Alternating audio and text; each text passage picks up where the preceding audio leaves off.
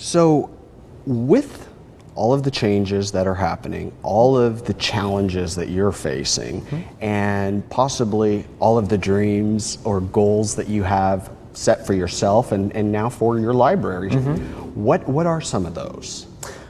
So there are a few. I mean, we're mainly focusing now on just getting the doors open and getting the real basic services back up and running.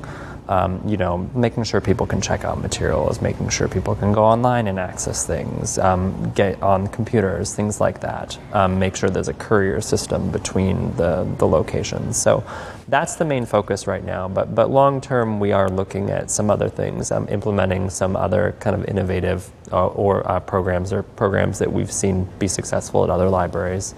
One that we might try is something called floating collections, which is this idea where if you have an item, let's say you're at the Parkdale Library and you request an item that's coming from Hood River Branch, and when you return it to the Parkdale Library. Now, normally what would happen is it would get sent back to the Hood River Branch. Okay. The concept of floating collection would be it stays there at Parkdale until somebody else checks it out. And so it kind of refreshes the collection. Oh. So that kind of those collections that people tend to browse through rather than like looking for something specific, like DVDs, like audiobooks. It really keeps them fresh and changes things up a lot. So they're basically, their home, if you will, is dictated by wherever the last person checked them out Exactly.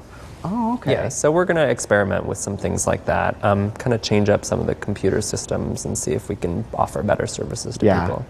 What are some of the things on your personal, like, oh, I really want to do this? Do you have something like that's on a personal level for this job that you really, really feel passionate about? I do. So this probably won't come for a little while, but I'm very devoted to the concept of open source software. So software where the code that underlies it is available to people so they can kind of modify it and hack it and do things with it. So the new library system that we belong to uses open source software to run the library system, but I'd actually like to switch our public computers over to it as well. So things like switch it over to Linux, using open source Office products, things like that. We did it at my last library and it was very successful. We didn't have as many problems with it. Things ran faster. So that's one thing.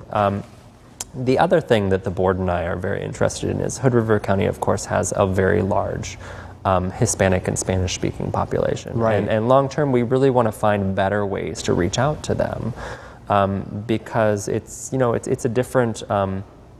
You have to use different strategies, particularly because many people live out in the rural areas. So you kind of have to find different ways to reach out to people. So that's something we're looking at long term as well. Do you have any strategies that you're exploring as far as? We're looking at it. One thing that we know we'd like to do is to figure out some way in the future of getting library service in Odell, one of the populated areas in Hood River County, partly because it is one of the more populated unincorporated town areas in the county, and partly because it is a very large Hispanic community. Yeah. So we'd like to, we want to make sure that we're offering services to all the people in the county because everybody in the county is contributing to the tax base that supports the library.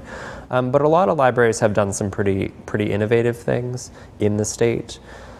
We will probably actually apply for a grant to help us with that because most of the libraries that are doing innovative things are places like Multnomah County, these more urban, suburban library districts, Right. and in a more rural county like us, you got to take different approaches. Yeah, yeah. Well, I mean, people are just really, for the most part, I should say, not all, but for the most part, just on a different wavelength. I mean, their schedules are different, and there's just there's a lot of that I would assume you'd have to take into consideration. What do you think as far as libraries in general going into the future? Do you think we will continue to have libraries in the sense that we're all familiar with them, going in, checking out materials, a physical location versus just a library online, which is so readily available in many ways right now. But those physical buildings and these places, do you think they'll be around in 10, 15 years? I think they will. What's doing is they're adapting. So libraries are becoming a lot more focused on community spaces, places where people can interact. So certainly there'll still be places where people can get materials, but there are also places where people can go to programming, or they can go to discussion groups, or they can access wireless internet so that they're able to get those great resources. The other thing that I think is really important is, in terms of the information age, is I saw this graph once where it was kind of two lines. One line was going like this, which was amount of information that's available to us. And one line was going like this, which was amount of useful information that's available to us. So as we have access to more information, we need ways of filtering through it. Google's one way of filtering it, but librarians and library staff members are people who are trained to be able to really good at finding information. And that's a really, I think, really key point in all of this, is librarians being essentially the shop owner, or the person that is the expert in finding information. And yes, there's Google and stuff, and there's those commercials that crack me up where somebody says something and then somebody else kind of goes on this other tangent because you're getting all this information and none of it's relevant. It's not what you're looking for. So librarians, I guess I should say, do librarians know where all this information is? How to get you in touch with it? Where do they learn this? And is it just being super familiar with your library, or how does this work? Some of it's that. So many of the staff that you might interact with in a library might have gone to get a master's degree in library science, or increasingly they're becoming masters of information science. So they might have gotten formal training in it. For many people, it's on-the-job training.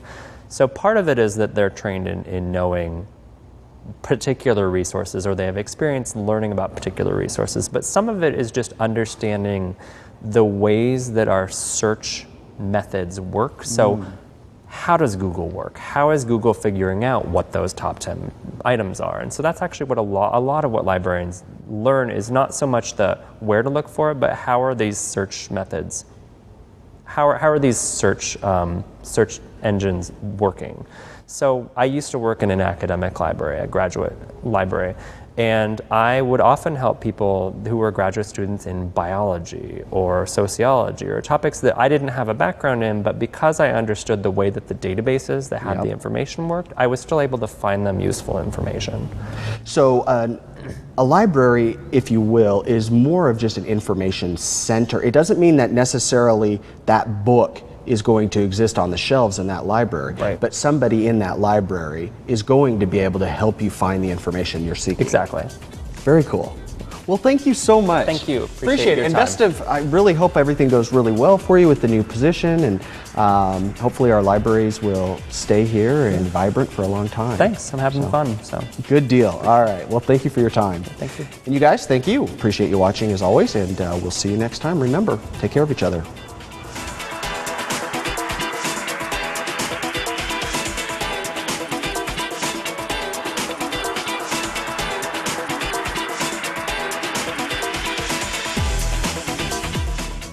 Do you have a guest idea? Let us know. Go to localite.com.